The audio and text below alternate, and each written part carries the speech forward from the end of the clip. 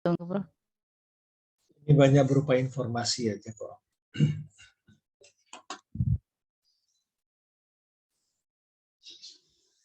Kita tunggu sebentar lagi ya. Iya, Bro.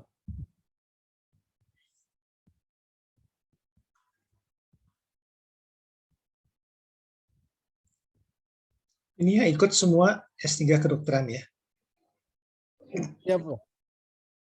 Iya, Bro. Iya, oke.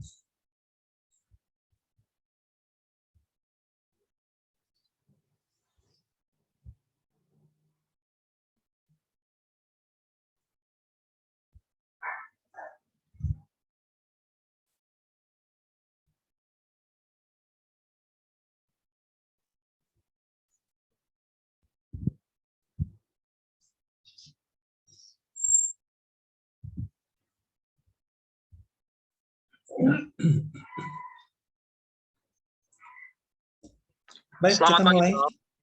Oke, kita mulai ya. Silakan, Prof. Baik. Assalamualaikum warahmatullahi wabarakatuh. Pagi, salam sejahtera Selamat untuk pagi, kita Prof. semua. Tahu-tahu kita sudah sampai weekend lagi ya. Jadi waktu berjalan begitu cepat. Kurban berjatuhan tiap hari karena gagal ginjal akut dan sebagainya. Kayaknya masalah kita nggak berhenti-berhenti kok ya. Gagal ginjal belum lewat, COVID naik lagi gitu. Apa dosa kita ya? Baik, saya share screen dulu ya. Loh, kok belum ada? Maaf.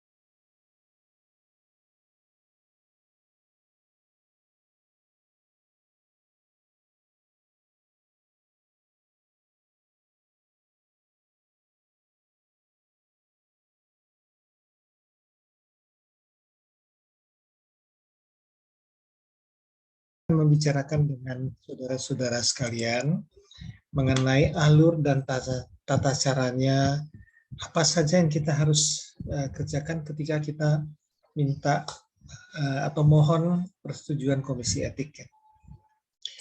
Saya mulai dengan slide pertama. Sebetulnya sebelumnya ada judulnya, tapi terhapus ya, jadi kita mulai saja dengan persyaratannya. Jadi dokumen-dokumen yang diperlukan itu ada beberapa ya. Pertama, ada formulir etik penelitian kesehatan FKUI yang telah diisi. Di dalamnya ada kurang lebih 25 poin yang mesti diisi. Ya. Kadang-kadang kalau isinya tergesa-gesa, ada yang ompong, itu seringkali menyebabkan dokumen-dokumennya dikembalikan lagi untuk dilengkapi. Ya. Kedua, mesti dilampirkan protokol lengkap. Ya. Ketiga, kalau ini menyangkut suatu uji klinik, maka perlu dilampirkan informasi lengkap yang diberikan pada calon subjek. Ya. Lalu yang diperlukan juga adalah lampiran daripada kurikulum vitae peneliti utama, ya. Kemudian susunan dari tim peneliti, lalu persetujuan dari kepala institusi terkait. Misalnya kalau kita sedang bekerja di bagian kulit kelamin misalnya ya, nanti ada persetujuan dari kepala unit ya. Kemudian ada bukti transfer dana kaji etik. Jadi ini biasanya ditransfernya tidak ke komisi etik tapi ke rekening dari UI pusat ya. Lalu sertifikat GCP, cara uji klinik yang baik, minimal dari peneliti utama. Ya. Dan ini hanya berlaku kalau penelitian itu adalah penelitian yang uji klinik. Kalau tidak uji klinik, misalnya menggunakan hewan, maka ini tidak diperlukan. Ya. Baik, kita lanjutkan. Nah, untuk uji klinik yang belum dipasarkan, itu diperlukan investigators brochure. Investigators brochure ini adalah kumpulan dokumen lengkap yang disediakan oleh sponsor yang memungkinkan seorang peneliti bisa mencari informasi apa saja yang dia perlukan terkait uji klinik yang akan dia kerjakan itu. Jadi ini adalah tugas dari sponsor untuk menyediakannya. Kemudian bukti transfer ya, Rp150.000. Ya. Saya nggak tahu ini sudah berubah atau belum, tapi yang sekian tahun berlaku adalah 150.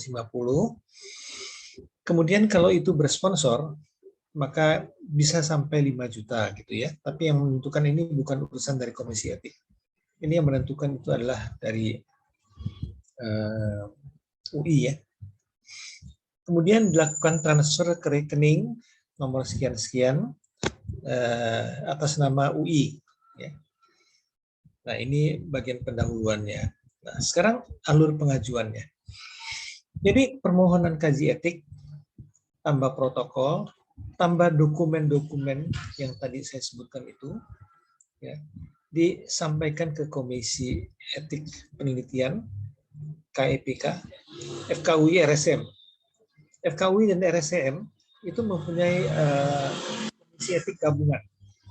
Ya, di beberapa rumah sakit yang lain, misalnya di Surabaya, antara rumah sakit dan Fakultas Kedokteran masing-masing punya sendiri. Tapi yang di FKUI RSM jadi satu. Kemudian kalau ini lengkap, maka tim sekretariat dari KEPK. KEPK ini singkatan dari Komisi Etik Penelitian Kesehatan ya. KEPK FKUI RSM, dia akan menjadwalkan rapat. Lalu pada waktu rapat, itu biasanya dihadiri oleh sekretariatnya, ditambah anggota KEPK. Lalu kita nanti akan melihat bahwa ada hasil rapat. Hasil rapat ini kadang-kadang bisa langsung dibuatkan keputusannya. Keputusannya itu bisa salah satu dari 4 ini. Pertama, disetujui penuh. Artinya, Komisi Etik sangat puas dengan pengajuan protokolnya, tidak ada yang diperbaiki. Tapi kadang-kadang bisa juga masuk ke dalam kategori favorable opinion. Ini artinya apa? Favorable opinion artinya komisi etik melihat bahwa ada defisiensi, tapi defisiensi minor. Karena sifatnya minor, yang namanya minor itu adalah bahwa keselamatan subjek tidak terancam.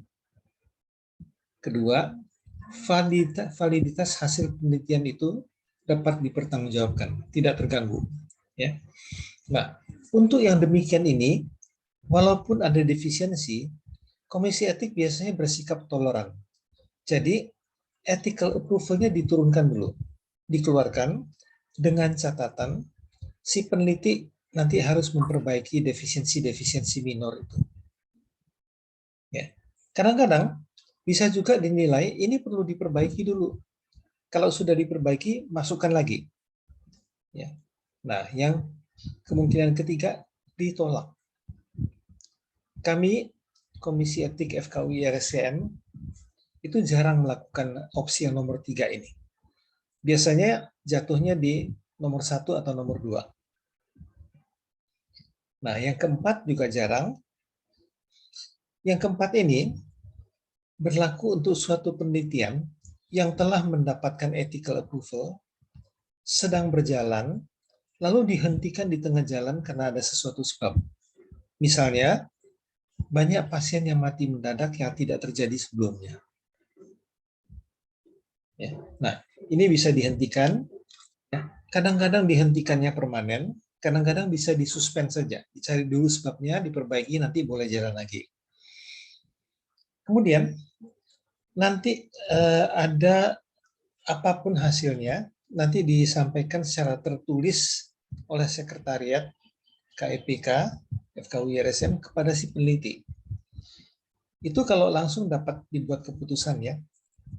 Namun ketika hasil rapat dirasakan, ada yang perlu dikomunikasikan langsung yang tidak praktis atau sulit dikerjakan kalau dengan tertulis, perlu komunikasi bicara langsung, maka ada kemungkinan si pengaju permohonan ini diundang. Jadi kalau Bapak Ibu yang mengajukannya akan diundang ke Komisi Etik, diminta datang tanggal sekian, jam sekian, tempatnya di mana disebutkan nanti.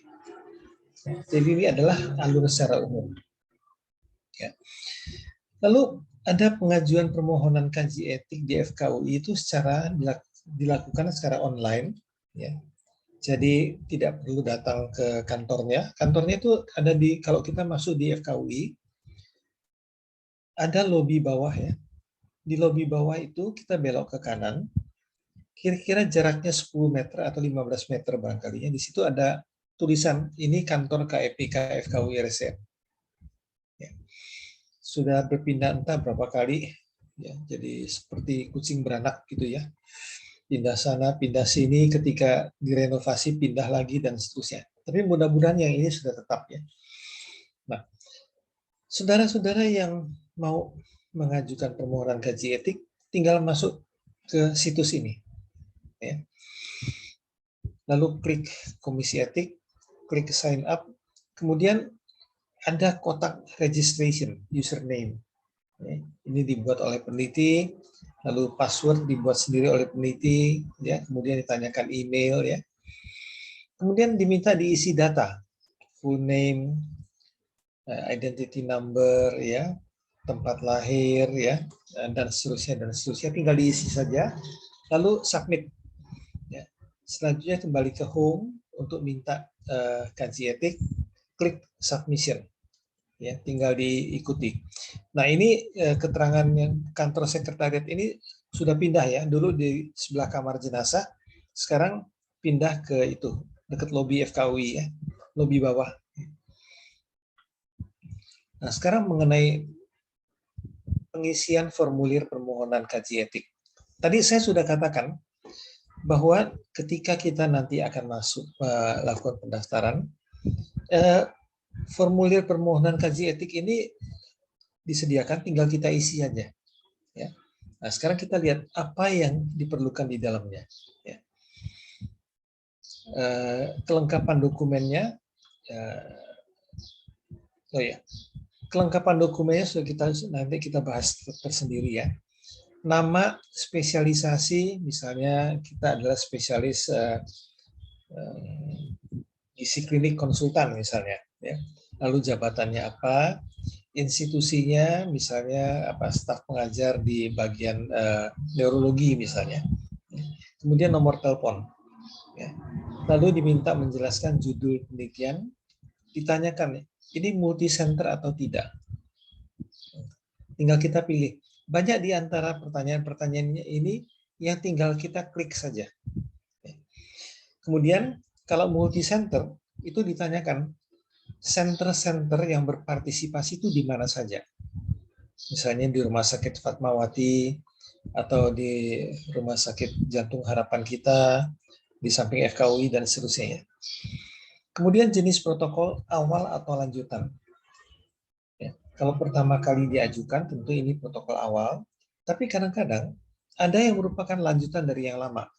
Ya, misalnya dengan perbaikan dan seterusnya. Kemudian subjeknya ditanyakan ini penderita atau non penderita. Mungkin di antara kita bertanya, apakah ada subjek yang non penderita? Ada. Ya, ada studi-studi yang mengikut sertakan orang sehat total, dia ikut biasanya untuk mendapatkan honor. Honornya itu nanti akan diperiksa oleh komisi etik, wajar apa tidak ya. Kemudian jumlah subjek yang mau diikut sertakan. 40, 60, atau 100, dan seterusnya. Perkiraan waktu yang diperlukan untuk tiap subjek. Jadi bukan lamanya penelitian, tapi kalau ada subjek yang mau ikut, untuk setiap subjek ini, waktu yang diperlukan itu berapa. Nah, kemudian ditanyakan juga ringkasan daripada usulan penelitian yang mencakup, jadi walaupun kita sudah punya protokol, dalam formulir yang satu ini diminta membuat semacam resume singkatan. Tujuan penelitian itu apa, manfaatnya apa, alasannya apa untuk melakukan penelitian itu. Lalu ditanyakan di situ, sifat penelitian itu, eksperimentalkah, observasionalkah, atau hanya menggunakan bahan biologik tersimpan, atau berupa wawancara. Mengapa ini? Karena penelitian-penelitian yang bersifat eksperimental itu biasanya komisi etiknya lebih hati-hati. Ya, keselamatan subjek lebih sering terjadi pada eksperimental dibandingkan dengan yang lain-lain. Kemudian dia akan ditanyakan penjelasan masalah etik atau bahaya potensial yang bisa timbul. Misalnya kalau kita dari bagian pediatri, kita akan mengatakan penelitian ini melibatkan anak kecil yang tergolong vulnerable subject. Atau penelitian ini memberikan uang pada subjek, ya, namun diusahakan supaya jumlahnya itu tidak terlalu sedikit, tapi juga tidak terlalu besar. Ya. Dan untuk mengisi yang satu ini, usahakan untuk tidak menjawab, tidak ada masalah. Karena setiap penelitian biasanya punya masalah etik. Ya. Cuma ada masalah-masalah etik yang bisa diabaikan karena tidak berbahaya, namun ada juga yang serius. Ya. Kemudian, prosedur eksperimen ditanyakan juga, misalnya kalau memberikan obat. Ya. Frekuensi dosisnya berapa, intervalnya berapa, cara pemberian obatnya, jenis frekuensi, prosedur tindakan, jumlah dan frekuensi pengambilan darah, dan spesimen, dan sebagainya. Kemudian, kalau penelitian ini menggunakan subjek manusia, ditanyakan apakah ada manfaat potensial bagi subjek yang bersangkutan. Karena ada penelitian-penelitian yang tidak memberikan manfaat pada subjeknya. Kok diperbolehkan? Boleh. Karena mungkin hasil penelitiannya itu bermanfaat untuk masyarakat. Subjeknya mungkin saja orang sehat. Kemudian, apakah diikut sertakan vulnerable subject? Vulnerable subjects adalah subjek-subjek yang tidak mempunyai kemampuan untuk melindungi keselamatan dirinya sendiri. Bisa karena contohnya ya, misalnya di anak kecil, atau orang dengan kelainan jiwa, ya, atau orang dengan retardasi mental, atau mereka adalah anggota polisi atau anggota tentara. Ya, loh, kok anggota tentara, anggota polisi? Benar, anggota Polri dan anggota tentara, walaupun mereka punya senjata api dan sebagainya, mereka adalah vulnerable subjects. Ada teknik-teknik khusus untuk melindungi mereka, ya, karena di dalam hierarki ketentaraan dan kepolisian, ketika ditanya mau ikut penelitian atau tidak, mereka tidak berani mengatakan tidak, karena di dalam disiplin ketentaraan atau kepolisian tidak diperkenankan orang mengatakan saya tidak mau kalau yang minta itu atasannya. Jadi ada teknik-teknik tertentu untuk melindungi mereka. Kemudian ditanyakan juga nama dokter penanggung jawab dalam bidang spesialisasinya. Maksudnya apa? Maksudnya begini, kadang-kadang ada suatu penelitian yang tim penelitinya itu ketuanya itu adalah seorang yang bukan dokter malah, atau dokter dalam bidang yang lain. Tapi kalau di dalamnya ada orang subjek pasien jantung misalnya, maka di situ harus ada kardiologis. Kalau yang diteliti berkaitan dengan kasus-kasus kanker, maka di situ harus ada seorang onkologis yang punya kompetensi untuk melindungi dan mendampingi pasien-pasien yang karakteristiknya demikian. Kemudian, kalau subjek diberi uang, maka mau diketahui jumlahnya itu berapa. Supaya komisi etik itu bisa melihat wajar atau tidak jumlahnya. Dan ditanyakan juga cara pembayarannya bagaimana. Kok ditanyakannya sampai jadi begitu? Benar, karena ada masalah etika. Ya, misalnya, suatu penelitian melibatkan subjek. Subjek-subjek ini diminta datang sebulan sekali untuk follow up. Dan mereka diminta datang 12 kali karena keterlibatan subjek akan diamati selama 1 tahun. Sebulan datang sekali, bulan berikutnya datang lagi, berikutnya datang lagi, dan seterusnya. Lalu dikatakan, tiap kali Bapak datang, Bapak akan mendapatkan uang transport dan uang lelah sebesar Rp350.000. Namun, uang ini baru dibayarkan kalau Bapak sudah menyelesaikan seluruh kunjungan 12 kali itu. Nah, ini adalah cara pembayaran uang yang tidak etis. Karena apa? Karena begini, kadang-kadang ada subjek yang baru ikut 4 kali, tapi dia merasa nggak sanggup lagi karena terlalu terganggu oleh efek samping obat. Atau mungkin dia merasa bahwa saya sudah ikut 4 bulan, tapi nggak ada kemajuan apa-apa. Saya mau mundur aja. Tapi dia lalu ingat, dia sudah datang 4 kali, honornya itu baru dibayarkan pada akhir tahun. 12 kali datang baru dibayarkan. Jadi walaupun dia sudah mau mundur, tapi karena uangnya itu dibayarkan di akhir kunjungan ke-12, maka dikuatkanlah jiwa raganya untuk bisa datang 12 kali. Nah, ini adalah cara pemberian uang yang seringkali diterapkan oleh peneliti untuk mengikat pasien, jangan drop out, tapi sebetulnya cara pemberian uang demikian ini melanggar etika. Kemudian, adakah asuransi atau ganti rugi kalau terjadi kecelakaan terkait penelitian? Di luar negeri, kalau tidak ada asuransi, tidak bisa dapat ethical approval. Di Indonesia bisa. Oleh karena apa? Karena tidak ada perusahaan asuransi di Indonesia yang menjual produk melindungi subjek yang dapat kecelakaan ketika ikut uji klinik. Nah, sebagai gantinya, asuransinya tidak ada yang jual yang seperti itu. Sebagai gantinya, maka harus ada pernyataan di dalam informasi untuk calon subjek, kalau terjadi sesuatu dampak negatif akibat ikut penelitian, maka akan diberikan ganti rugi dan akan ditolong pengobatannya dengan cuma-cuma.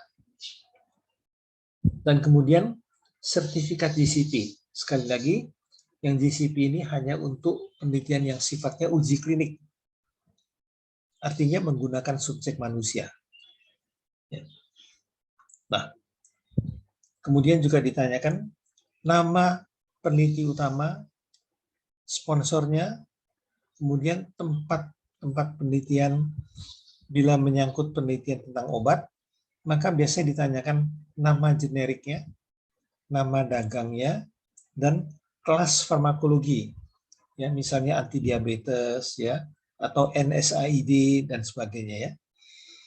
Kemudian waktu penelitian, kalau tadi waktu untuk keikutsertaan subjek, satu orang ikut dia mesti menyediakan waktu berapa lama. Kalau ini adalah waktu penelitian, misalnya dimulai bulan November 2022, nanti akan berakhir bulan November tahun depan. Lalu di situ mesti ada tanda tangan dari peneliti utama, lalu koordinator penelitian atau pimpinan institusi. Ya, jadi kalau misalnya dia kerja di salah satu departemen yang ada di FKUI RSCM, maka koordinator penelitiannya diminta tanda tangan dan pimpinannya, ya, ketua departemen, ya. Dan juga kalau ada sponsor tanda tangan.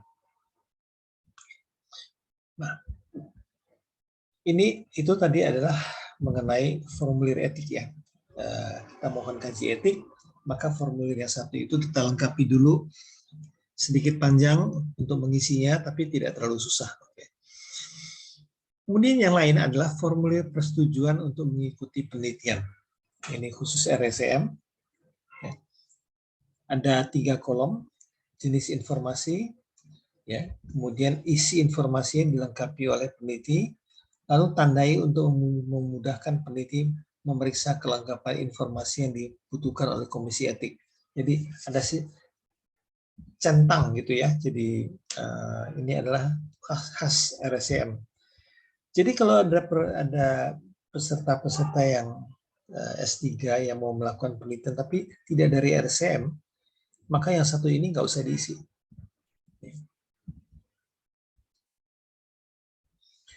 Kemudian, jenis informasi yang mesti disampaikan kepada calon subjek. Untuk saudara-saudara ketahui, informasi untuk calon subjek itu kan melekat dengan inform consent, ya. Jadi pada seorang subjek kita berikan dulu informasi. Kalau setuju, maka dia akan tanda tangan, kan. Tanda tangan itulah yang kita sebut inform consent. Nah, mendahului inform consent itu tentu ada sederetan informasi yang mesti disampaikan kepada subjek. Ya. Nah, jenis informasi yang mesti disampaikan itu pertama bahwa yang ditawarkan ini adalah suatu penelitian loh, yang judulnya ini. Jadi ini penelitian. Jadi pagi-pagi subjek itu sudah dikasih tahu bahwa yang sedang ditawarkan pada dia itu ini adalah penelitian. Kalau tidak jelas, mungkin subjek itu mengira ini izin tindakan. Saya mau dibedah usus buntu, jadi logislah kalau saya ditanya mau apa tidak dan sebagainya. Tapi ini bukan, ini penelitian. Ada penelitian, ada subjek-subjek yang begitu mendengar kata penelitian, dia sudah lari terbirit, ya. Penelitian, ya, nggak mau ikut saya, yang lain aja deh. Saya mah ogah gitu, ya. Jadi kita mesti jujur mengatakan yang ditawarkan adalah penelitian, kemudian penelitian itu tujuannya apa? Ya. Banyak orang mengira, pasien, saya mau dijadikan kelinci percobaan. Logislah itu. Tapi ketika dijelaskan tujuan penelitiannya apa, dia bisa berubah pendapat. Tadinya dia kira akan dijadikan kelinci, ya, tapi ketika dia melihat tujuannya, dia lalu berpikir, saya sakitnya sama dengan tujuan penelitian ini, jangan-jangan kalau saya ikut, saya mendapatkan manfaat potensial. Dia bisa berubah pikirannya. Kemudian, cara dan prosedur penelitian. Dia harus datang kapan, kemudian dia harus diambil darahnya, ditusuk berapa kali, kemudian pengambilan darah setiap kali berapa banyak, dampaknya seperti apa, dan sebagainya. Nah, informasi-informasi yang seperti ini, ya, seringkali kalau tidak jelas, itu terpaksa dikembalikan. Dan salah satu penyebab utama yang menyebabkan suatu protokol dikembalikan oleh Komisi Etik untuk diperbaiki adalah defisiensi dari informasi ini. Di Komisi Etik Penelitian FKUI RSM ada 2 orang reviewer yang sengaja dipilih mewakili orang awam. Dia akan melihat segi-segi dari sudut pandang, dari kacamata orang awam, yang kita, orang-orang yang bekerja dalam bidang kesehatan, kedokteran, nggak melihatnya. Karena kita mungkin mengira itu sudah tahu. Istilah begini semua orang ngerti, padahal tidak. Kemudian harus dijelaskan juga jumlah subjek yang ikut dalam penelitian itu berapa. Waktu penelitian itu kapan, manfaat, termasuk manfaat bagi subjek penelitian. Jadi kalau ada manfaat misalnya untuk masyarakat banyak, ya, mungkin juga ada manfaat untuk subjek penelitian. Misalnya penelitian vaksin. Ya. Kalau penelitian vaksin berhasil, maka bukan saja subjeknya itu terlindung, tapi juga herd immunity akan meningkat. Ya. Lalu risiko dan efek samping dalam penelitian. Di dalam konteks penelitian, kita jarang menggunakan istilah efek samping. Karena apa? Ketika kita sedang mencoba obat baru, kita tidak tahu dia bisa menimbulkan apa. Lain halnya kalau obat itu adalah obat lama. Kita tahu antihistamin bisa menimbulkan ngantuk. Tapi yang namanya obat baru, kita belum tahu apakah dia bisa menimbulkan ngantuk, apa dia bisa menimbulkan batuk, apakah dia bisa menimbulkan diare, dan seterusnya, kita tidak tahu. Karena itu, seringkali istilah efek samping ini tidak dipakai dalam penelitian, tapi diganti dengan kejadian yang tidak diinginkan. Artinya, setiap kejadian medis yang terjadi pada waktu orang ikut penelitian, itu dikategorikan sebagai kejadian yang tidak diinginkan, bukan efek samping. Karena apa? Efek samping itu hubungan kausalitasnya jelas. Makan antihistamin jadi ngantuk jelas. Ya. Tapi adverse event lain. Adverse event itu kejadian yang tidak diinginkan yang terjadi pada waktu orang ikut uji klinik tanpa memperhatikan ada atau tidaknya hubungan kausalitas dengan obat uji. Jadi, ketika orang ikut dalam penelitian, dia naik kereta api, lalu kereta apinya terbalik, lalu dia mati di situ, maka itu masuk ke dalam adverse event. Atau ketika sedang ikut penelitian, ya, katakanlah yang ekstrim, dia mati di sambar geledek pun, itu adalah adverse event yang serius. Ya. Nah, kemudian kita mesti menjelaskan ketidaknyamanan untuk subjek penelitian. Ditusuk, diambil darahnya akan menimbulkan nyeri yang sedang. Contohnya seperti itu, ya. Kemudian ada kompensasi kalau terjadi adverse event tadi yang berhubungan dengan keikutsertaan dalam penelitian. Kemudian kalau misalnya dia tidak mau ikut, dia kan jadi ikut dalam prosedur baku, ya. Jadi itu mesti dijelaskan supaya dia bisa memilih, aku mau prosedur baku yang biasa atau aku mau ikut penelitian ini. Kemudian harus dijelaskan adanya penjagaan kerahasiaan identitas subjek. Artinya, nama subjek tidak akan diungkapkan kepada siapapun. Ya. Kemudian biaya yang ditanggung oleh subjek.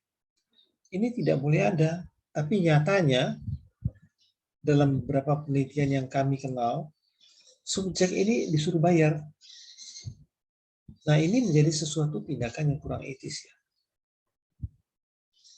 Kemudian harus dijelaskan kalau ada uang yang diberikan pada subjek, maka itu mesti disampaikan karena komisi etik berkepentingan untuk tahu jumlahnya itu berapa, cara pembayarannya bagaimana.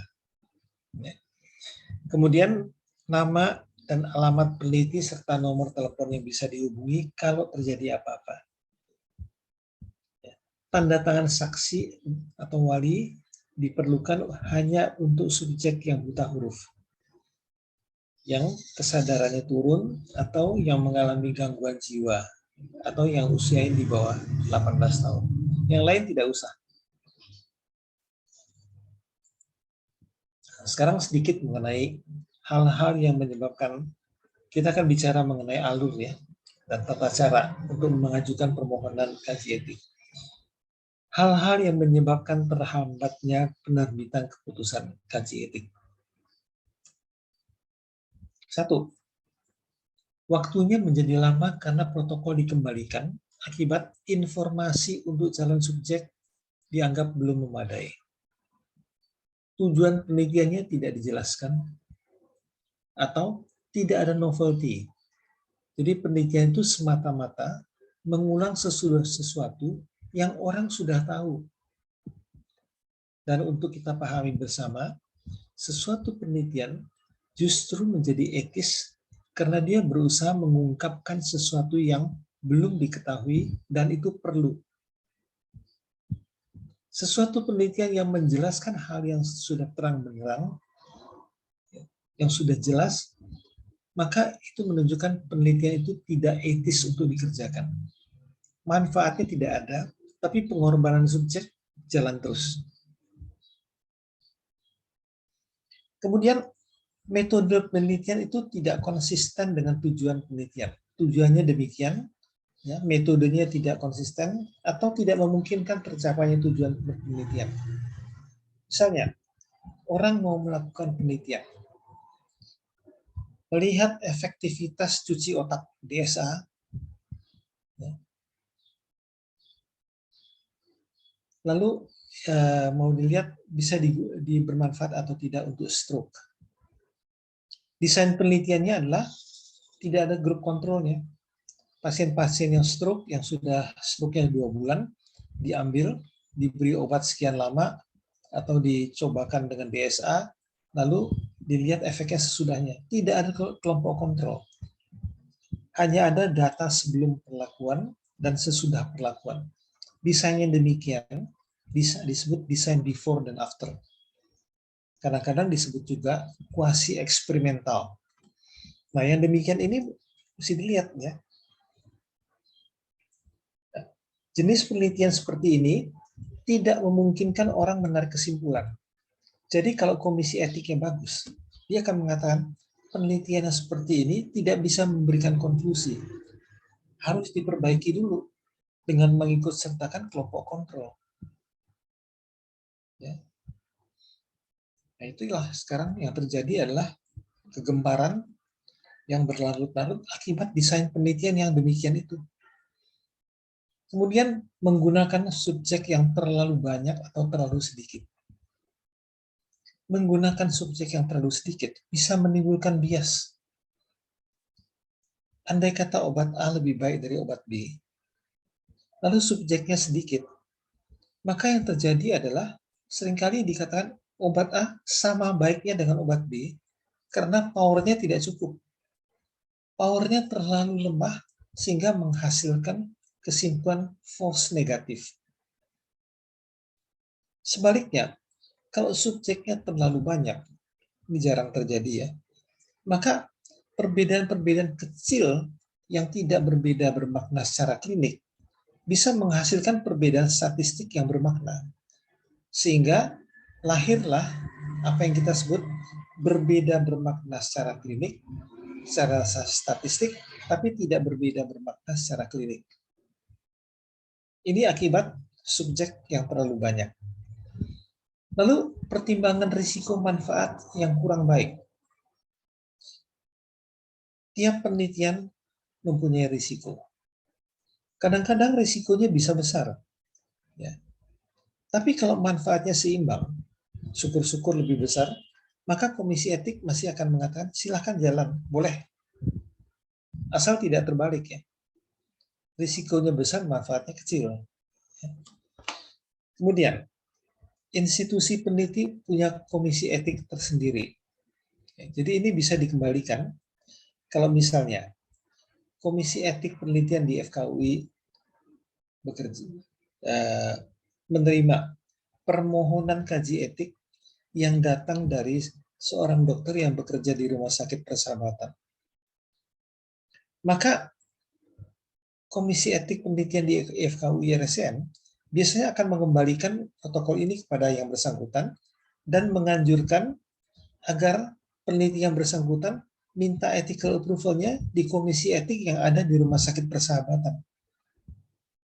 Tapi kadang-kadang kalau ada alasan yang sah bisa diterima. Misalnya, dia memang yang mohon kaji etik itu memang staf pengajar di Rumah Sakit Persahabatan, tapi dia sedang ikut jadi peserta program studi S3, katakanlah di FKUI RSCM, di FKUI. Maka dengan demikian ada alasan buat dia untuk minta ethical approval dari komisi etik penelitian yang ada di RSCM FKUI itu. Kalau menyangkut penelitian pada hewan, maka bisa terjadi protokol dikembalikan kalau terjadi pelanggaran terhadap prinsip 3R. Replace, reduce, refine. Ya, ini adalah yang berlaku untuk etika penelitian pada hewan. Contohnya apa? Contohnya penelitian pada hewan. Ya, dilakukan perlakuan 3 macam. Lalu digunakan perhitungan besar sampel menurut Federer. Jatuhnya per grup itu hewan yang diikutsertakan 20 lebih per grup. Perang yang demikian akan dikembalikan oleh komisi etik. Karena apa? Cara perhitungan sampel Federer itu punya kelemahan. Kalau grupnya kecil, ya, tiap grup mengandung hewan terlalu banyak. Tapi kalau grupnya banyak, tiap grup itu jumlahnya cuma 3, kadang-kadang 4 ya. Bagaimana bisa menarik kesimpulan tiap grup cuma sekian fokusnya? Ya. Karena itu, untuk saudara-saudara yang melakukan penelitian dengan hewan, jangan menggunakan rumus Federer.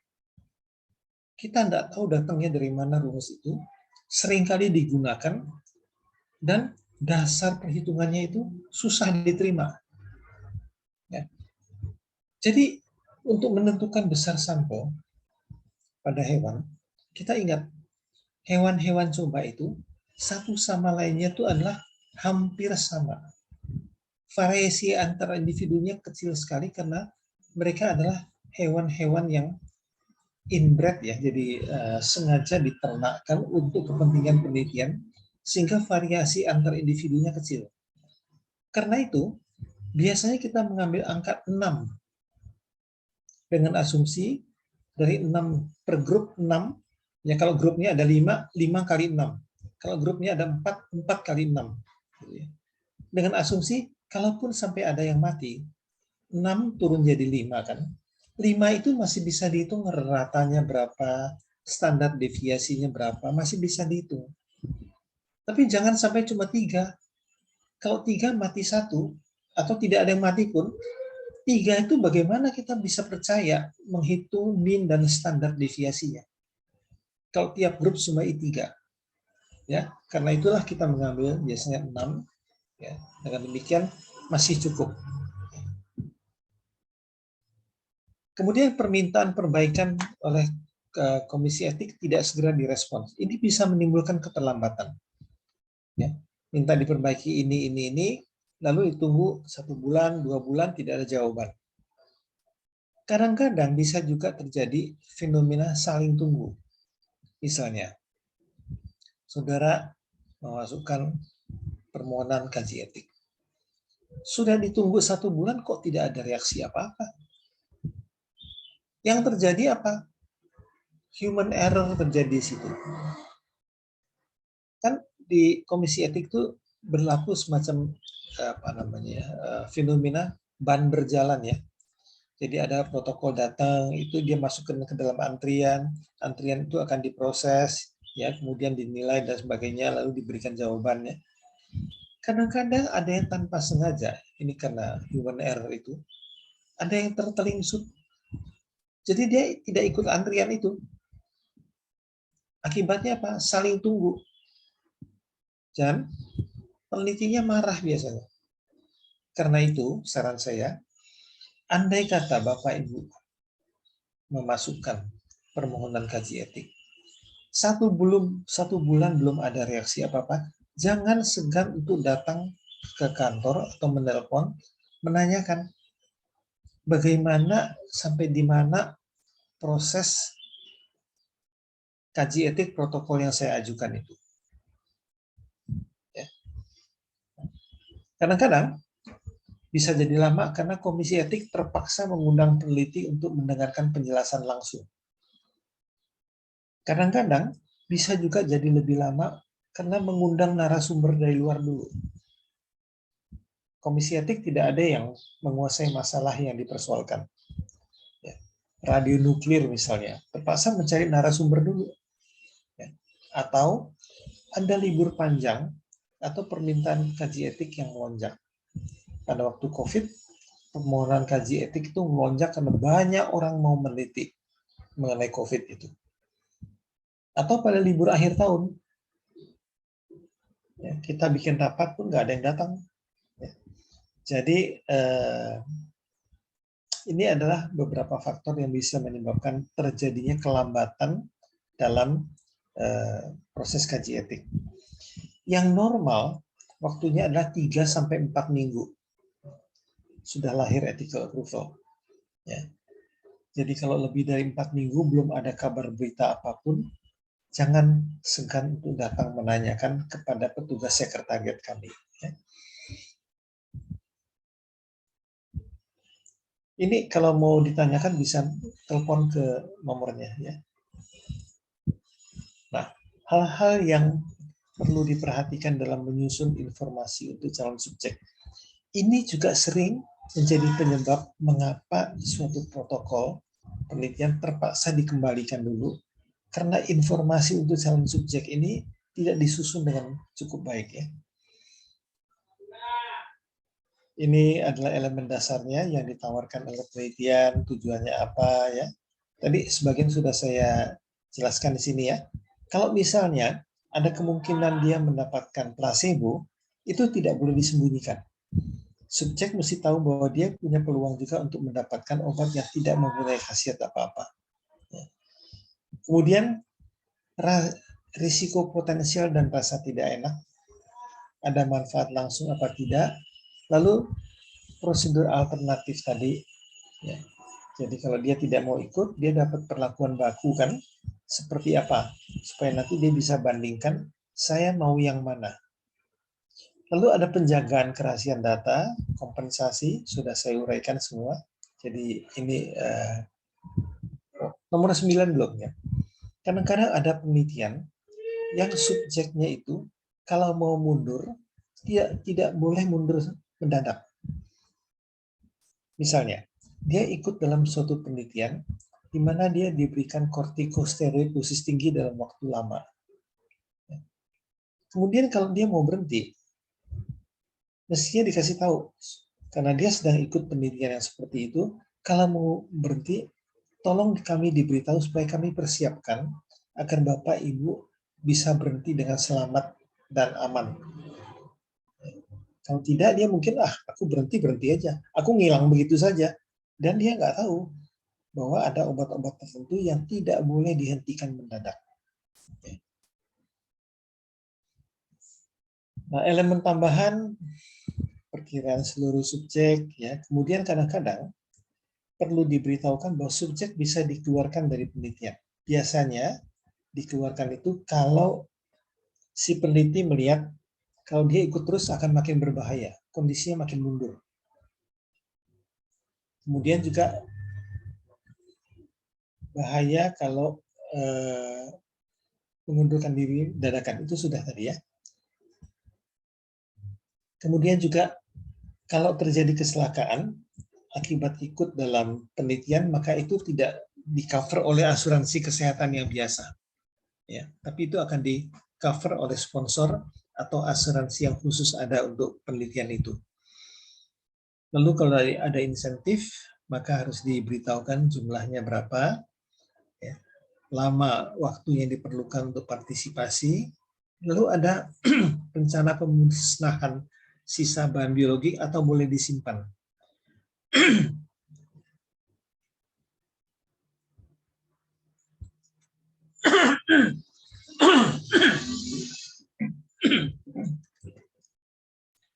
Bahan biologi tersimpan, ini ada baiknya diminta oleh Bapak Ibu sekalian, karena begini.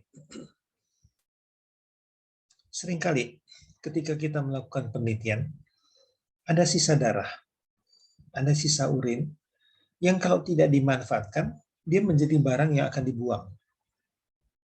Tidak ada manfaatnya sama sekali. Tapi kalau misalnya bisa digunakan untuk riset, mungkin saja dia akan bisa menghasilkan sesuatu yang bermanfaat untuk kemanusiaan. Bapak Ibu sekalian mungkin pernah mendengar mengenai sel HeLa ya.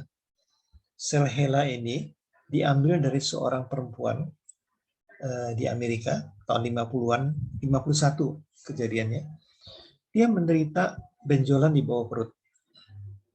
Kemudian dia datang berobat ke suatu pasienkes yang amat terkenal, The John Hopkins Hospital. Di sana, dia diambil biopsinya. Ternyata dia menderita kanker serviks. Kemudian, penyakitnya itu ternyata ganas sekali, sehingga dia meninggal pada tahun yang sama, 1951. Bahan yang diambil dari serviksnya itu, lalu dibuat biakan kultur sel, biakan sel. Ternyata, untuk pertama kalinya kita mendapatkan di dunia ini, ada sel-sel manusia yang asal dari manusia yang sifatnya immortal. Artinya, sel-sel itu tidak bisa mati. Kalau suasana di sekitarnya baik, dia akan tumbuh lagi. Karena dia berasal dari sel kanker. Dan yang istimewanya adalah kecepatan replikasinya luar biasa cepat. Dia bisa membelah dalam 1 kali 24 jam saja. Nah, coba, kalau ini dibuang, sekarang sel HeLa itu menjadi salah satu sel lain yang amat sering digunakan orang untuk mempelajari reaksi sel terhadap zat yang datang dari luar, transmisi signal antara sel dan sebagainya. Jadi sangat berguna. Nah, kalau misalnya ini dibuang, kita nggak dapat apa-apa. Maka baik sekali kalau sekalian ketika minta inform consent, kita minta inform consent tambahan. Bolehkah kalau ada sisa, kemudian hari kami gunakan sisa kencing atau sisa darah dari Bapak atau Ibu ini untuk penelitian yang akan datang yang kami saat ini belum tahu itu bentuknya seperti apa. Biasanya kalau kita minta dengan baik, mereka tidak keberatan. Karena toh memang itu barang sisa ya. Baik. Jadi kalau kita sampai minta inform consent untuk penelitian sekarang, lalu kita minta juga kalau ada sisanya bisa digunakan untuk yang akan datang, maka itu kita sebut broad consent. Consent yang luas. Untungnya apa? Pada waktu kita mau menggunakannya di kemudian hari untuk suatu penelitian baru, kita tidak usah lagi mencari pasien yang bersangkutan untuk minta inform consent. Mungkin dia sudah pindah, mungkin juga dia sudah meninggal. Baik. Ketika kita minta inform consent ini, gunakan bahasa awam, Jangan pakai kalimat-kalimat yang panjang. Ya. Calon subjeknya mesti dikasih kesempatan bertanya dan seterusnya. Ya. Kalau mau cari subjek dengan jalan menyebarkan pemberitahuan boleh apa tidak, atau pasang iklan, maka ini boleh. Ya, cuma isi iklannya itu atau flyersnya itu mesti disampaikan dulu pada waktu mohon kaji etik. Kalau tidak muncul begitu saja, maka itu menjadi sesuatu yang nanti akan dipersoalkan. Ya. Jadi isi iklan atau selebaran itu lampirkan dulu pada waktu akan minta kaji etik supaya nanti tidak ada masalah dengan komisi etik. Dan harap dicatat semua pemberian imbalan untuk calon subjek, bentuknya apapun, uangkah itu, obatkah itu, pemeriksaan lab gratis, ada lagi mungkin souvenir ya berupa dompet atau berupa kaos oblong, t-shirts ya, itu semuanya mesti dijelaskan dalam informasi untuk calon subjek dan mesti disampaikan ke komisi etik. Dan tidak boleh ada tindakan apapun termasuk screening sebelum ada persetujuan dari komisi etik dan ada informed consent dari subjek. Dan kalau di dalam perjalanan penelitian terjadi hal yang tidak terduga sebelumnya, maka itu mesti dimintakan re-consent. Jadi persetujuan kembali walaupun pasiennya sudah memberikan informed consent, tapi dia harus dimintakan lagi kalau ada perkembangan baru. Misalnya orang ikut vaksin, penelitian vaksin. Pada awalnya hanya diberitahukan ini bisa menimbulkan demam ringan, nyeri di tempat suntikan, dan sebagainya. So far so good, berjalan beberapa lama, kemudian yang terjadi adalah beberapa pasien ternyata mengalami kelainan hemostasis yang tadinya tidak diketahui. Maka kalau ada yang jadi kejadian seperti ini, maka sponsor dan si peneliti mesti meminta izin kembali, persetujuan kembali dari pasiennya. Ada kejadian begini-begini, setelah mendengar ini, Bapak, Ibu mau ikut terus apa tidak? Mungkin ada sebagian pasien akan, kalau begitu saya keluar aja, takut saya. Bisa terjadi seperti itu. Ya. Itu yang kita sebut dengan re-consent. Kemudian bahan biologi tersimpan. Kalau kita bekerja dengan bahan biologi tersimpan, ya, lalu kita mau minta ethical approval, bagaimana caranya? Maka kita mesti menjelaskan, saya menggunakan bahan biologi tersimpan. Misalnya sisa darah yang ada di bagian patologi klinik, atau potongan biopsi ya, yang disimpan di bagian patologi anatomi. Ya, maka itu mesti dijelaskan kepada komisi etik. Lalu dalam protokol mesti ada penjelasan yang tertulis yang mengatakan bahwa saya akan merahasiakan identitas subjek yang memiliki jaringan ini. Atau dengan kata lain, saya akan melakukan anonimisasi daripada bahan biologi tersimpan ini.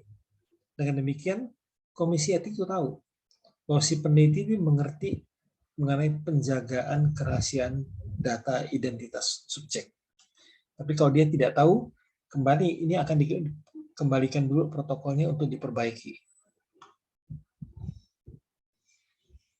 Lalu defisiensi apa yang sering terjadi pada waktu diberikan informasi untuk calon subjek? Yang sering terjadi adalah penjelasan pada calon subjek menggunakan istilah medis yang tidak dimengerti oleh orang awam. Ini yang paling sering kami amati. Ya. Terpaksa dikembalikan untuk diperbaiki. Makan waktu lagi. Ya. Atau kadang-kadang dia menggunakan kalimat-kalimat panjang yang membingungkan. Tidak menjelaskan risiko atau ketidaknyamanan yang akan dialami oleh subjek yang terkait dengan penelitian. Bisa juga dia tidak menjelaskan biaya yang timbul karena penelitian tidak dibebankan pada calon subjek. Bahkan ada beberapa penelitian yang Sudah subjek yang mau berkorban ikut penelitian malah disuruh bayar lagi. Kita bisa bertanya, adilkah ini dalam suatu penelitian, subjek yang ikut itu sudah bersedia mengorbankan dirinya memikul risiko. Namanya saja penelitian, mungkin saja akan timbul hal yang tidak enak atau berbahaya. Dia mau. Antara lain karena mengharapkan jangan-jangan ada efek terapeutik. Ya, belum tentu, tapi mungkin itu ada. Lalu untuk itu dia disuruh bayar. Ya. Adilkah ini? Kalau saya mengatakan mestinya yang demikian ini dibebankan pada sponsornya. Kalau hasilnya baik, kan produk itu bisa dijual kan. Dengan dijual itu dia mendapat keuntungan finansial. Jangan lagi dibebankan kepada pasien yang sudah mau memikul risiko, disuruh bayar lagi. Logikanya di mana? Tapi ini terjadi. Ya. Kemudian, kadang-kadang volume pengambilan darah terlalu banyak. Ada penelitian-penelitian yang dalam waktu 2 minggu akan mengambil darah subjek sampai 250 ml. Nah, jumlah volume darah yang diambil ini mesti dijelaskan. Terutama kalau pasien itu anak atau bayi, supaya nanti komisi etik itu bisa melihat ini akan membahayakan apa tidak. Kemudian juga informasi yang terlalu panjang atau detail yang kadang-kadang tidak relevan dan tidak diperlukan. Lalu frekuensi pengambilan darah yang terlalu sering. Lalu tidak ada pernyataan mengenai penjagaan kerahasiaan, tidak ada pernyataan mengenai kebebasan subjek untuk menolak ikut atau mengundurkan diri, dan tidak menjelaskan bahwa yang ditawarkan itu adalah partisipasi dalam suatu penelitian. Nah, ini yang defisiensi ini yang sering jadi sebab mengapa suatu penelitian jadi lama dapat ethical approval-nya.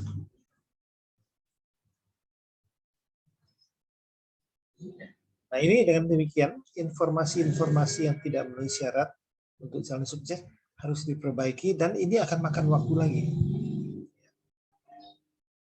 Jadi ini sebetulnya adalah koreksi daripada yang telah saya sebut tadi, jadi tidak usah dibaca lagi. Lalu digunakan kalimat-kalimat panjang, ya, penelitian stem cell, penelitian obat-obat herbal. Jadi ini semua mesti diberikan perlindungan untuk vulnerable subjects. Ya.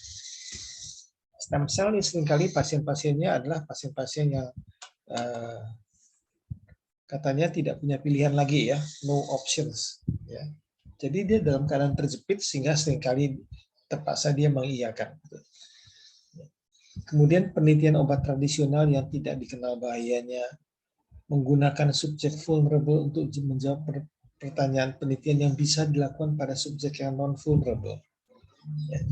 Subjek-subjek yang vulnerable ini, itu boleh digunakan kalau memang dia banyak menderita penyakit yang sedang diteliti itu. Misalnya anak kecil, lalu mau dicobakan obat untuk anti ngompol, maka memang mau tidak mau, obat seperti ini harus dicobakan pada anak kecil itu. Balita misalnya, ya, terpaksa diberikan walaupun dia anak kecil. Perempuan hamil juga begitu. Jadi intinya kita mau mengatakan, janganlah sampai kita terlalu takut mengikutsertakan subjek-subjek yang vulnerable. Karena kalau kita tidak melakukan penelitian pada kelompok ini, maka kita tidak tahu risikonya apa. Pada waktu harus mengobati anak kecil, perempuan hamil, dokternya bingung. Saya mesti kasih obat apa? Karena penelitiannya terlalu sedikit. Nah, jadi subjek-subjek yang vulnerable ini boleh diikutsertakan asal diberi perlindungan khusus. Misalnya mengenai vaksin. Ya, anak kecil kan juga bisa terkena COVID kan. Nah, ketika vaksin untuk COVID dikembangkan, jangan mulai dulu dengan anak kecil. Dicobakan dulu pada orang dewasa. Kalau orang dewasa aman, efektif, dicobakan nanti pada teenagers yang baru gede. Kalau itu aman, dicobakan nanti pada umur 5 sampai dengan 18 tahun. Kalau itu aman, baru dicobakan pada anak yang di bawah 5 tahun. Kalau itu aman, nanti baru dicobakan pada bayi. Ya. Ini adalah contoh penggunaan tindakan yang bisa kita lakukan untuk memitigasi risiko pada pasien-pasien yang tergolong vulnerable. Kadang-kadang juga ada penelitian yang tidak ada tanda tangan dari pimpinan institusinya.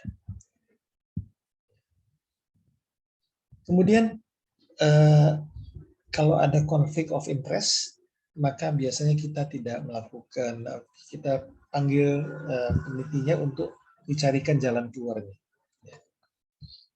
Di FKUI RSM pernah kita melihat ada penelitian yang dilakukan oleh seorang staf ya, yang mencoba sesuatu produk yang diproduksi oleh perusahaan oleh ibunya. Tidak ada standar GCP, tidak ada kelompok kontrol dan sebagainya. Jadi kita sedih nih ada penelitian yang seperti ini ya. Konflik of interest-nya kental di sini ya. Lalu penelitian yang tidak memenuhi ketentuan hukum. Misalnya obat uji dimasukkan ke Indonesia tanpa dokumen resmi. Ditenteng begitu saja lewat bandara. Ya, ini adalah sesuatu cara penelitian yang tidak baik ya. Atau misalnya obat uji dibuat secara serampangan, tidak mengikuti syarat-syarat kebersihan dan keamanan yang kita kenal dengan Good Manufacturing Practice, GMP, cara pembuatan obat yang baik, CPOB ya, bahasa Indonesianya. Nah, kalau ada penelitian yang obatnya dibuat dengan cara demikian, terpaksa ini akan makan waktu lagi karena komisi etik akan minta ini diperbaiki.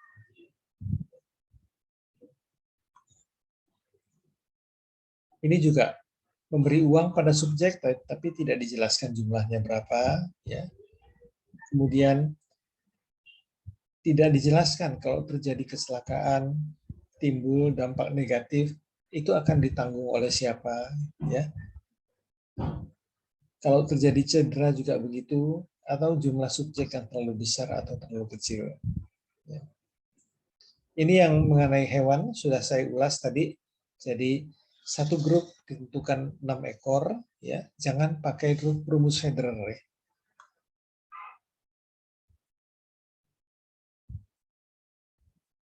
Nah, kadang-kadang yang membuat penelitian itu menjadi terhambat itu adalah permohonan ethical approval sampai ditolak. Walaupun ini jarang terjadi, kadang-kadang ditolak. Ya. Kapan ini terjadi? Kadang-kadang ada penelitian yang sudah selesai atau sedang berjalan, baru penelitian itu datang ke komisi etik, mengajukan surat untuk dibuatkan ethical approval-nya.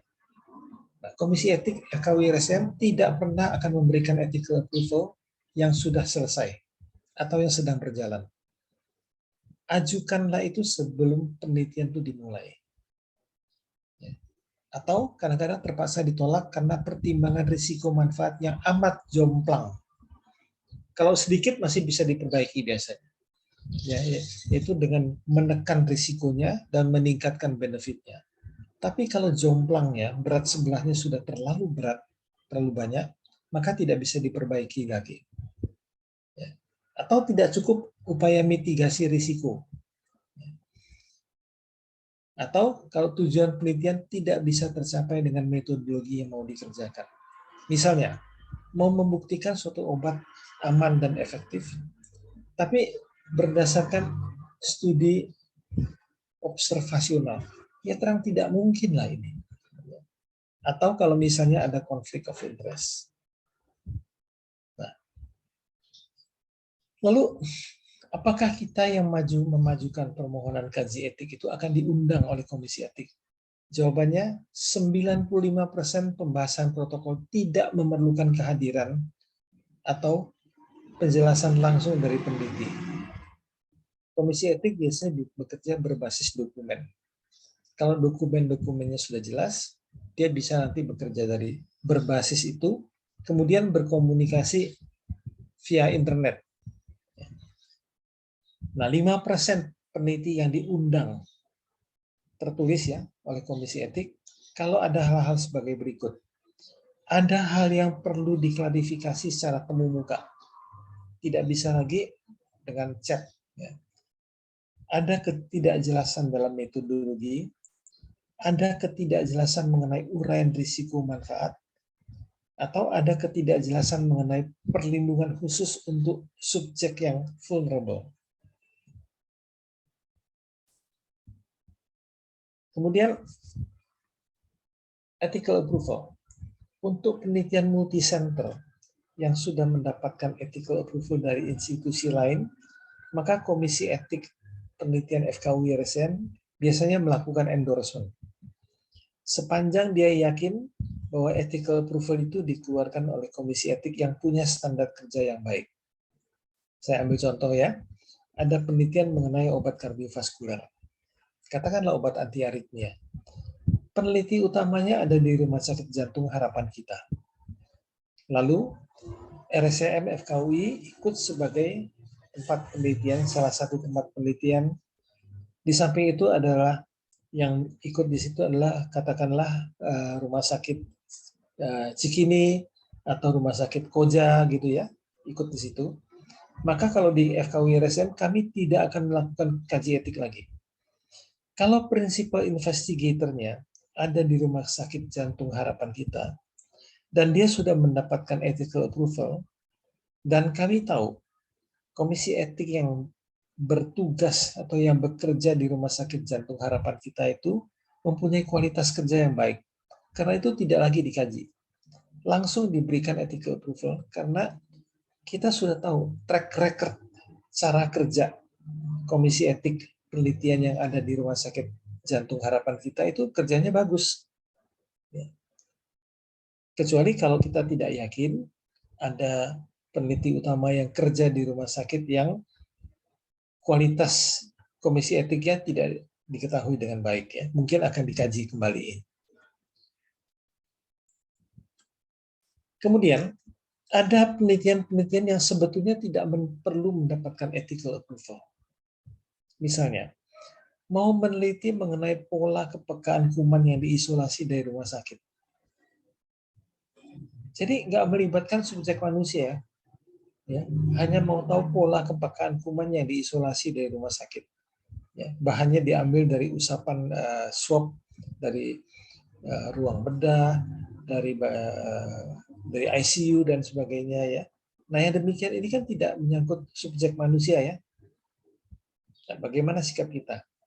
Ya. Atau misalnya survei mengenai kepuasan pasien terhadap kualitas layanan medik di suatu rumah sakit. Misalnya menunggu di instalasi farmasi, nyaman apa tidak. Nah yang demikian ini tidak menyangkut keselamatan untuk subjek ya. Jadi yang demikian ini kita katakan exempted.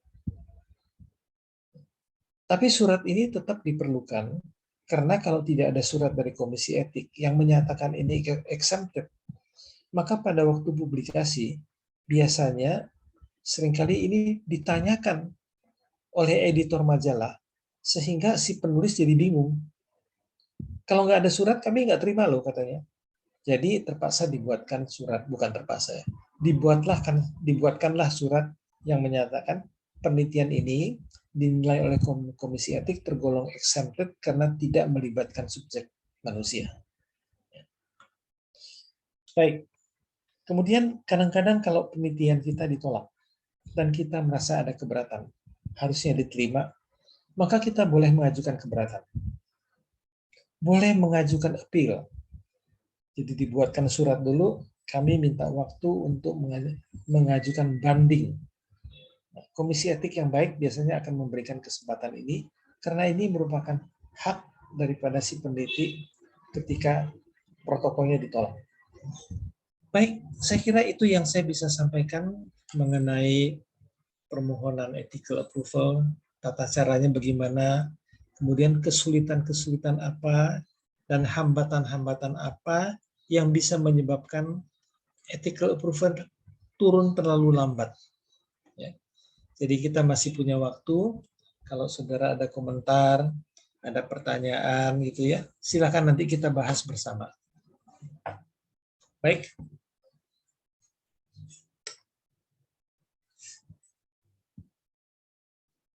Nah, sekarang pesertanya ada 32. Ada tambahan, ada komentar, ada pertanyaan dari saudara-saudara saya?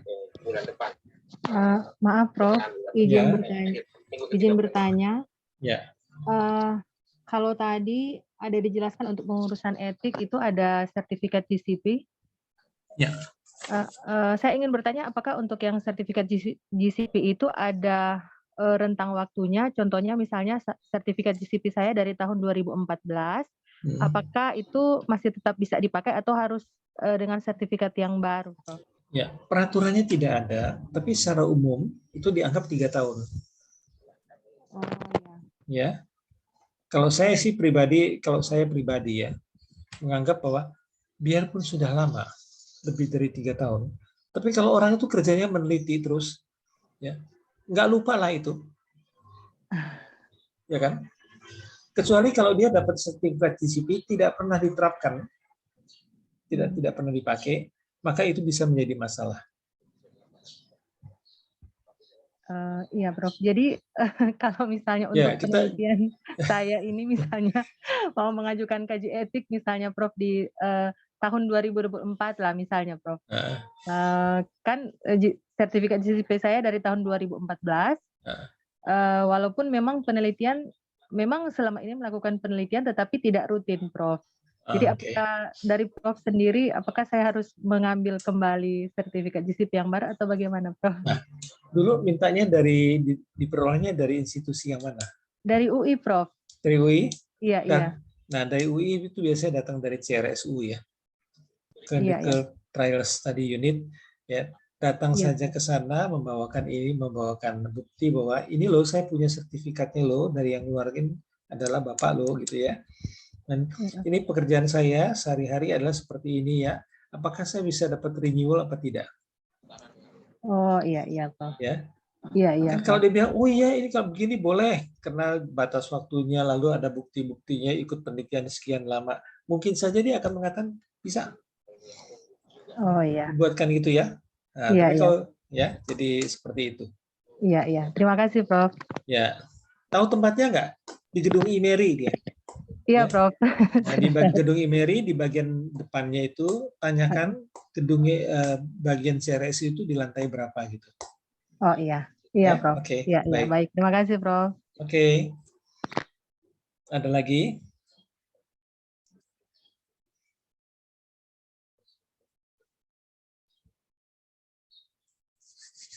Nggak ada. Prof, ingin bertanya, Prof. Dari siapa ini? Ervi, Prof. Oh, dari Bu Ervi. Silakan, Bu. Iya. Saya dari S3 Energi, Prof. Ingin bertanya, Prof, kalau yang tadi menyambung Dr. Stella mengenai resertifikasi mungkin resertifikasi atau apalah istilahnya GCP itu, karena ada beberapa institusi yang memberikan tadi masa tenggat misalnya 3 tahun atau 5 tahun ya, Prof. Tapi kalau dari CRSU itu terakhir saya juga tidak ada, Prof. Nah itu tapi selama ini sih kalau submit ke etik nggak pernah ditolak lagi sih, Prof. Jadi ya di expert saja. Hanya mungkin berbagi saja, Prof. Kadangkala dari komite etik meminta untuk semua tim peneliti di lapangan pun harus mengambil sertifikat GCP, Prof, termasuk enumerator. Nah, jadi kami karena biayanya kan cukup mahal ya, Prof, kalau semua setiap pergantian enum mendapat sertifikat. Jadi kami sarankan untuk mengikuti GCP online. Kalau yang seperti itu masih tetap diakui ya, Prof ya, karena kalau nggak salah dia free dan masanya hanya sekitar 6 bulan. Saya cuma sekali-sekali diminta ikut memberikan ceramah untuk GCP, tapi saya nggak tahu kebijakan ini diterapkan nggak. Kadang-kadang ada yang mengatakan untuk mereka yang sudah punya sertifikat cukup ikut ujiannya saja. Coba Ibu datang ke sana ke CRSU, ditanyakan ya. Prof ya.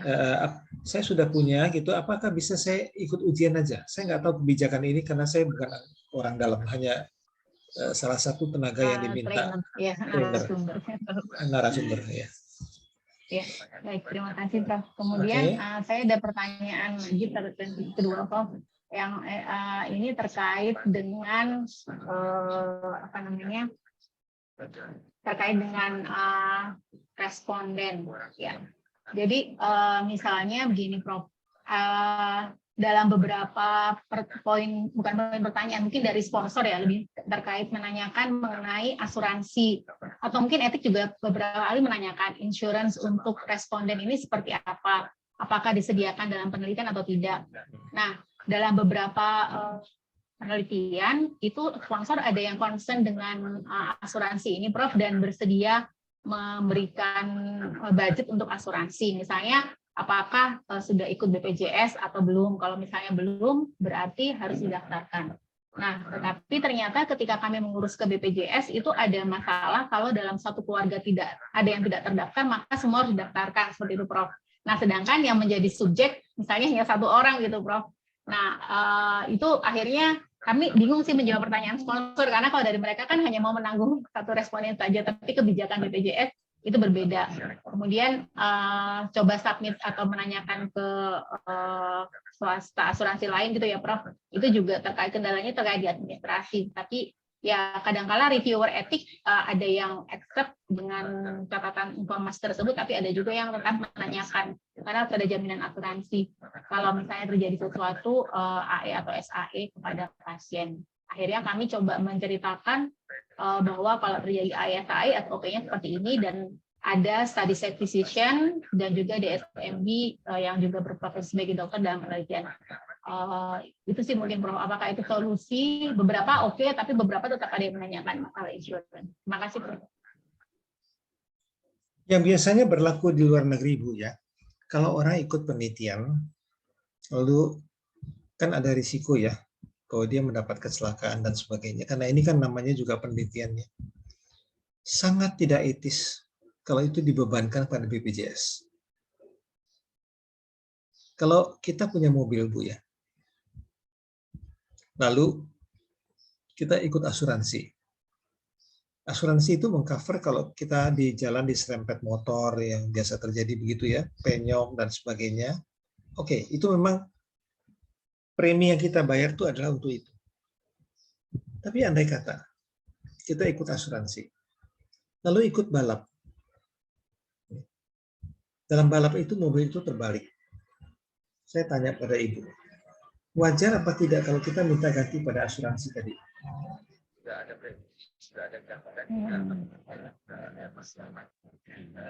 Kalau terkait penelitian, tapi informasi terakhir saya lupa, mungkin dari Prof. atau siapa, saya diminta untuk mencari, mungkin kalau BPJS sekarang meng-cover juga untuk penelitian. Tapi saya kurang paham sih, Prof. Belum pernah menindaklanjuti lagi, Prof. BPJS itu adalah menanggung orang yang sakit secara alamiah. Tapi orang yang ikut penelitian adalah seperti ibaratnya dianalogikan seperti mobil yang ikut balap tadi. Karena itu, risiko penelitian tidak boleh dibebankan pada BPJS. Bangkrut negara. Padahal yang potensial mendapatkan profit kalau penelitian ini berhasil, obatnya dijual, yang bisa menanggung keuntungan yang besar, itu adalah sponsornya. Adil tidak kalau sponsor mengatakan, Anda masuk BPJS dulu, baru ikut penelitian kita ya. Kalau saya mengatakan, ini tidak adil. Seharusnya orang yang potensial mendapatkan manfaat besar, profit itu, dia yang mesti menanggung risiko khusus itu. Kan gitu ya, Bu ya. Ya. Jangan nanti untungnya saya ambil, risikonya aku kasih BPJS. Kan nggak adil ya gitu ya, Bu ya. Nah, jadi kalau ada yang seperti ini, ya tidak ada asuransi tidak apa-apa, tapi di Indonesia diperbolehkan asal nanti ada penjelasan kalau terjadi apa-apa yang terkait dengan penelitian itu ditanggung pengobatannya oleh si sponsor. Kalau sponsornya tidak ada, tentu si peneliti dong. Jadi jangan sampai pasien ikut dalam penelitian, terjadi apa-apa kita mengatakan Bapak tanggunglah sendiri. Kan sudah making informed consent kan? Itu tidak pernah boleh terjadi. Ketika pasien ikut dalam penelitian, walaupun dia sudah mengatakan saya sudah diberi penjelasannya cukup, Kalau terjadi sesuatu, dia tidak pernah boleh ditinggalkan begitu saja. Jadi sponsor kita juga mesti mengerti. Jadi bukannya mencarikan ke BPJS, tapi mereka mesti menyediakan dananya untuk itu. Gitu Bu ya. Mudah-mudahan Ibu setuju dengan saya. Ya, baik. Terima kasih Prof. Yanto atas inputnya. Ya. Ada lagi? Kalau tidak ada lagi, kita cukupi sampai di sini. Saya mengucapkan terima kasih atas perhatian Bapak dan Ibu semua untuk waktunya dan untuk perhatiannya. Ya, salam sehat semua. Saya boleh mohon pamit ya. Baik. Terima kasih, Prof. Terima Prof. Terima kasih, Prof. Terima kasih, Prof. Oke. Terima kasih Prof.